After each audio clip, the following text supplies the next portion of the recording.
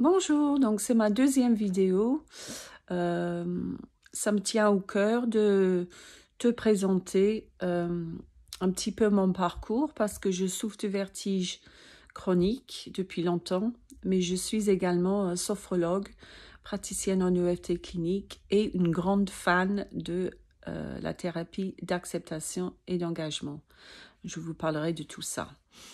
Donc avant mon diagnostic très récemment, donc pendant 15 ans d'errance médicale, je répète, ça fait longtemps, 15 ans, plus de 15 ans, les médecins me disaient que c'était lié au stress et à l'anxiété. Je ne voulais pas le croire au début, mais j'avoue que j'ai toujours eu, en fait, même depuis petite, un petit terrain, enfin, plus qu'un petit, un terrain anxieux.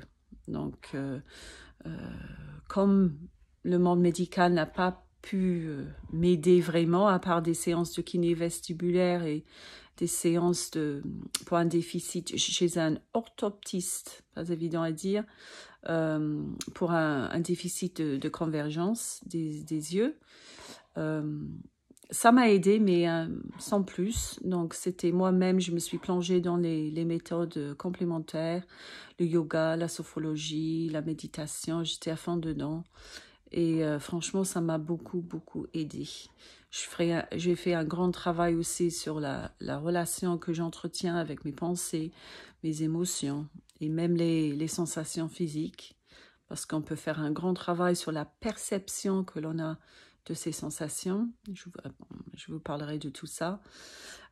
Et mon rêve, aujourd'hui, même si ça me sort carrément de ma zone de confort, c'est de te présenter tous les outils que j'ai pu acquérir au fil des années.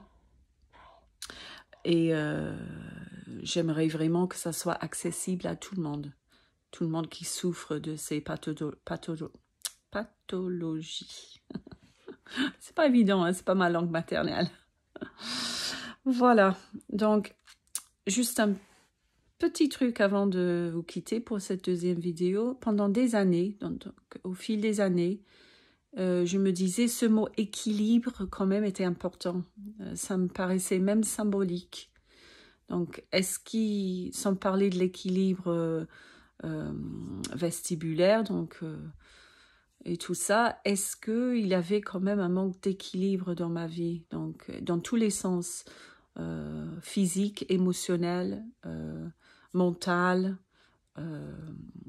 Par exemple, je suis quelqu'un de très cérébral, donc est-ce que j'étais trop cérébrale? Est-ce qu'il fallait que je revienne vers le corps?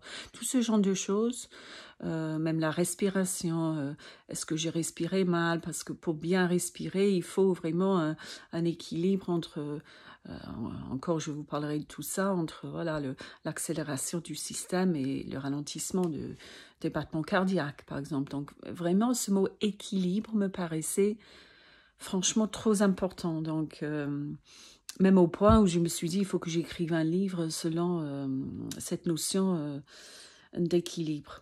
Donc, voilà. Et donc, chaque vidéo, donc, je vais présenter cette notion d'équilibre dans tous ses sens. Le système nerveux autonome, notre chimie corporelle même, les ondes cérébrales, enfin, les fonctions du cerveau, la respiration, l'inconscient, le conscient, nos pensées, nos émotions, la relation que j'entretiens avec moi-même, le dialogue interne, cette petite voix ou même deux voix qui me parlent sans cesse, trouver un équilibre dans tout ça. Mais pour commencer, donc la prochaine vidéo, je vais commencer à présenter les obstacles qui nous empêchent d'avancer dans la vie. Et je me suis dit, voilà, je vais l'organiser comme ça. Premièrement, chaque obstacle et sa solution.